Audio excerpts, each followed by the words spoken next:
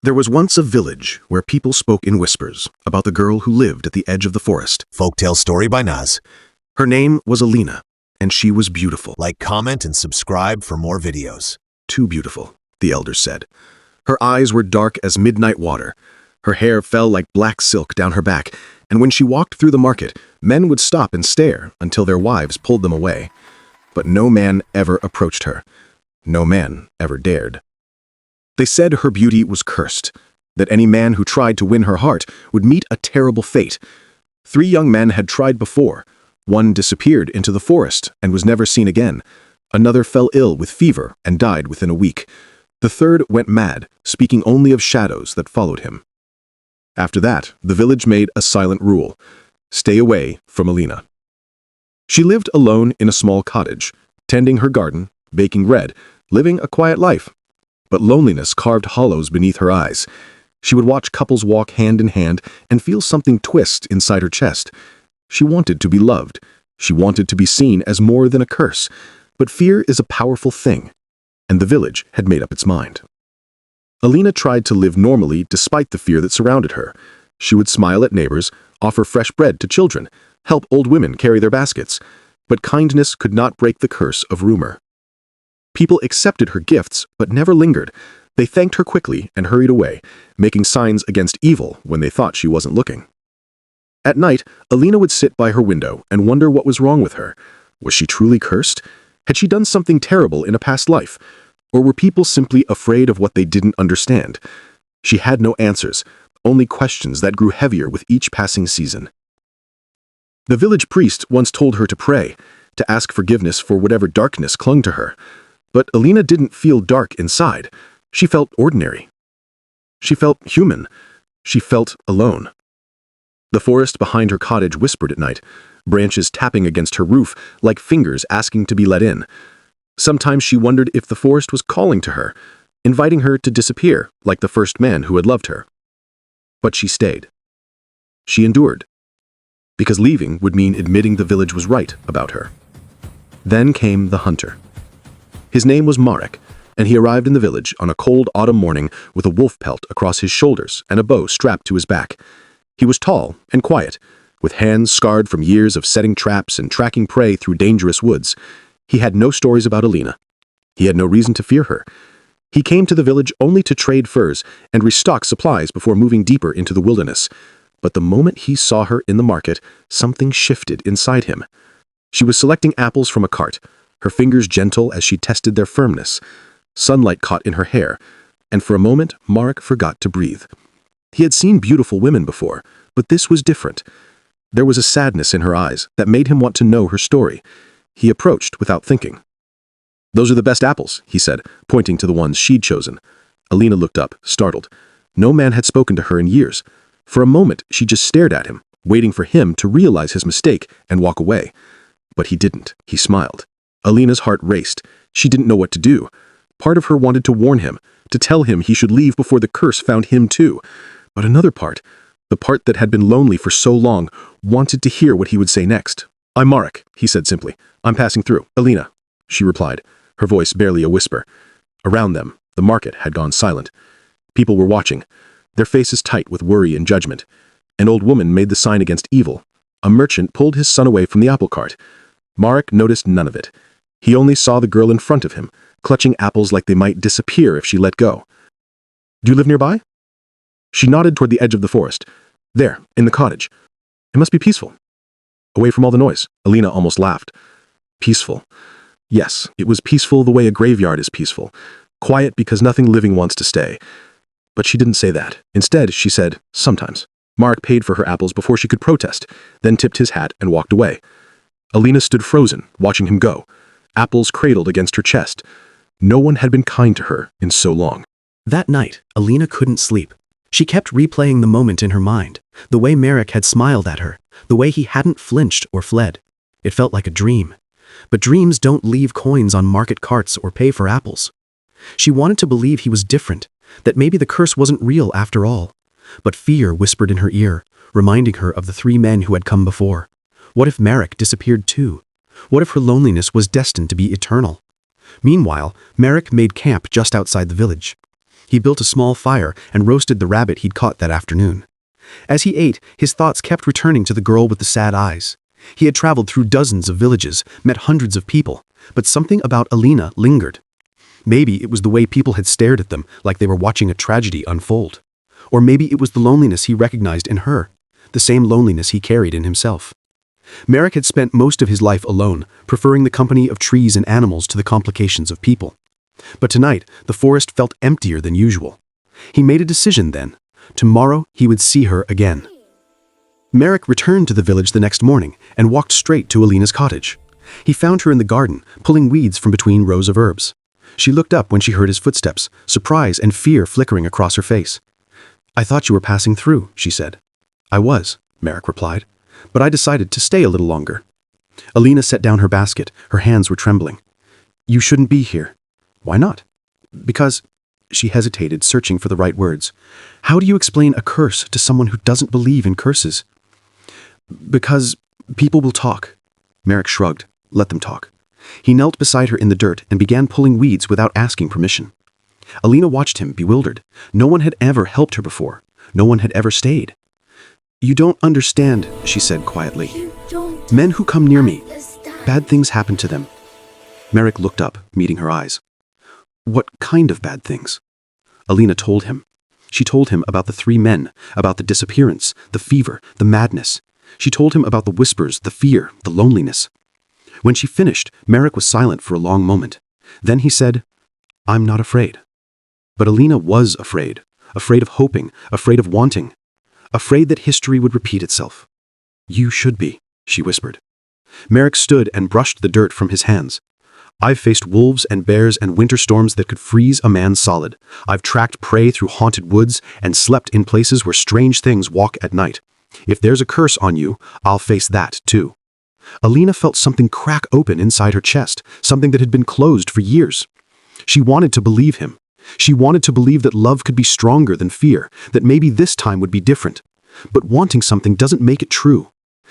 "Stay for supper," she said finally, the words tumbling out before she could stop them. Marik smiled. "I'd like that." That evening, they sat by her fireplace and ate stew made from vegetables from her garden. They talked about small things, the weather, the forest, the animals he'd hunted. Alina felt herself relaxing, laughing even, something she hadn't done in years. For a few hours, she forgot about the curse. She forgot about the fear. She just felt human again. When Marik finally left, he promised to return the next day. And he did. Days turned into weeks. Marik stayed in the village, visiting Alina every day. They would work in her garden together, walk along the forest edge, share meals by the fire. The village watched with growing horror, waiting for disaster to strike. Old women shook their heads, young men made bets on how long the hunter would last. But nothing happened. Marik didn't disappear, he didn't fall ill, he didn't go mad. He simply stayed. And slowly, carefully, Alina began to hope. She began to believe that maybe the curse was nothing but coincidence and superstition, that maybe she was allowed to be happy after all. Marik felt it too, the way something was growing between them, fragile and precious. He had never wanted to settle down before, never wanted to belong to any one place. But now, when he thought about leaving, his chest felt tight. One evening, as they sat watching the sunset paint the sky orange and gold, Marik took her hand. Alina's breath caught. "I don't want to leave," he said quietly. "I want to stay here, with you." Alina's eyes filled with tears. "What if something happens to you?"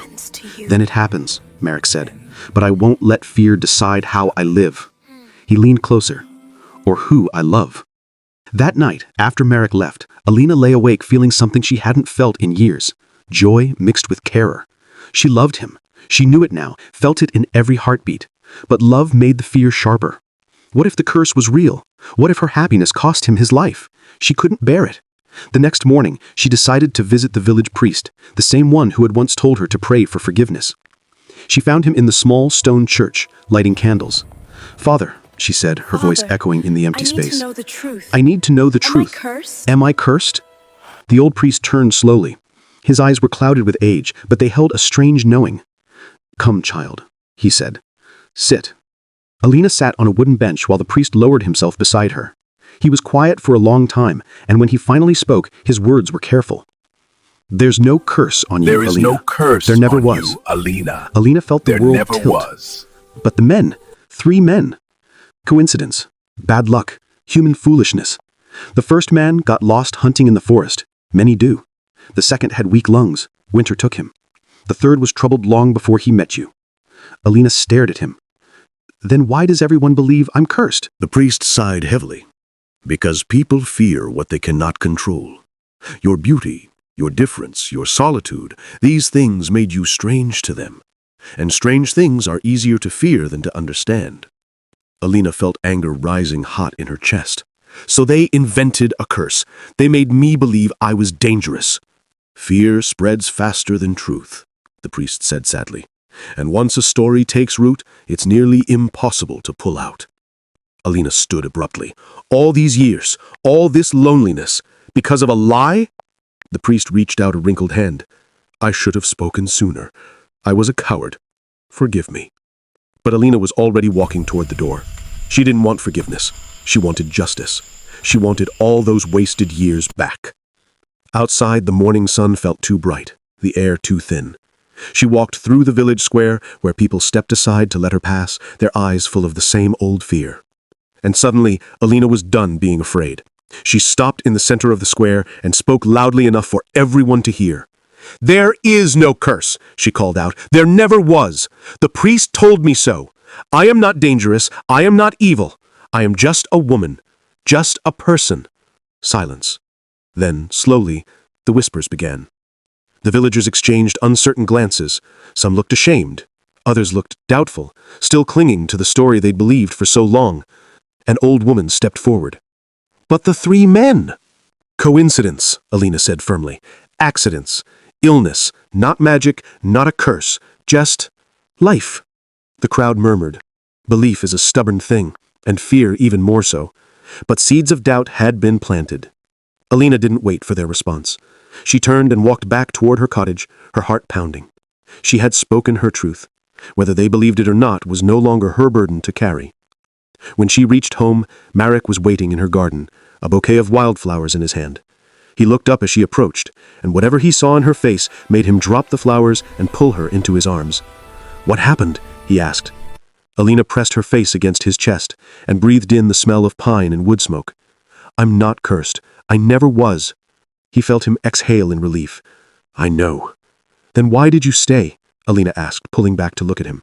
Why risk it? Marik smiled, brushing a strand of hair from her face. Because I saw you. Not the story, not the fear, just you. And that was enough. The weeks that followed felt like walking through a dream. Marik moved into Alina's cottage, and together they built a life. He hunted while she tended the garden. They cooked together, laughed together, held each other through cold nights. The village slowly, reluctantly began to change. Some people apologized to Alina, shamefaced and quiet. Others simply started treating her normally, greeting her in the market, asking about her herbs, inviting her to gatherings. It wasn't perfect.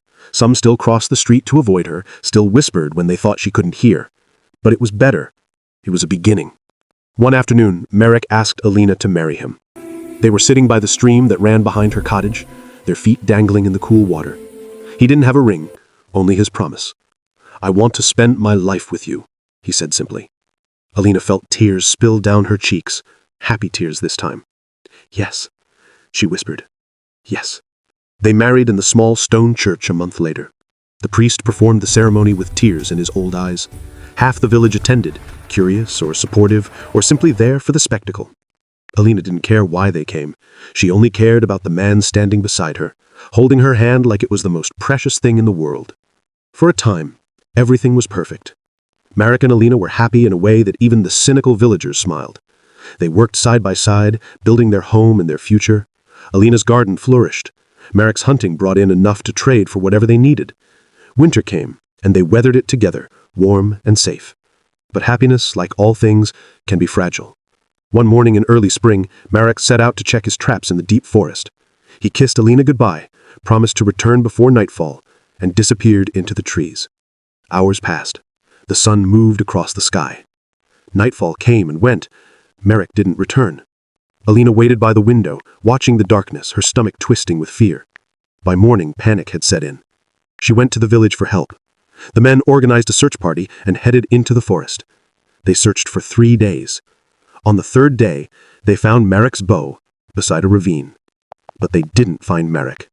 Alina felt the world collapse around her. The old fears came rushing back. The curse, the 3 men before him. Maybe it had been real after all. Maybe she was dangerous. Maybe love had never been meant for her. The village watched her with a mixture of pity and vindication. Some said they'd always known. The curse was real. Alina refused to believe it. She refused to let fear win again. If the men wouldn't keep searching, she would search alone. Every day for 2 weeks, she walked into the forest, calling Marik's name until her voice was hoarse.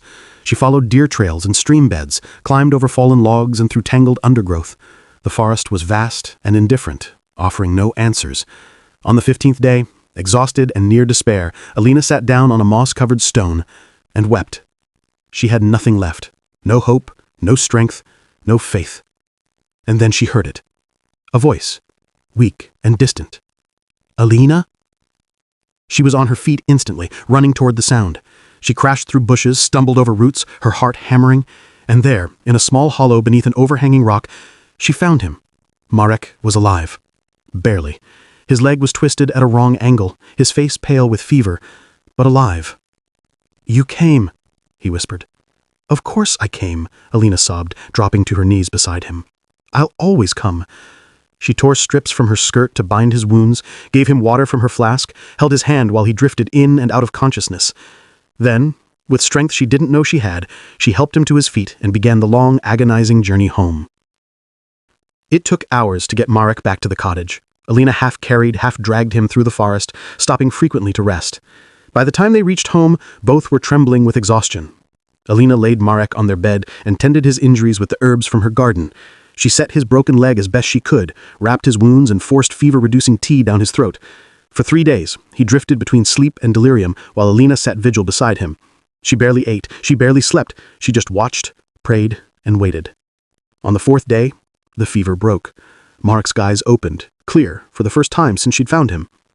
"Alina," he said, his voice rough. "I'm here," she whispered, taking his hand. "You found me."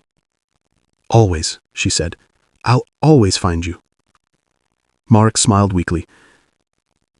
"I fell. The ravine. I thought it was over." "But it wasn't," Alina said fiercely. "You're alive. We're together. That's all that matters." Over the following weeks, Marik healed slowly. His leg would always carry a limp, but he was alive. He was home. And the village, seeing Alina's dedication, seeing her save the man they'd assumed was doomed, began to understand something important. There was no curse. There never had been. Just a woman, deeply in love, who refused to give up. Spring turned to summer, and life settled into a new rhythm. Marik couldn't hunt the way he used to, but he found other work, trapping closer to home, crafting tools, helping neighbors with repairs. Alina's reputation slowly transformed. No longer the cursed girl, she became known as the woman who walked into the forest alone and brought her husband back from death. People began to see her differently, not as something to fear, but as someone strong, loyal, capable.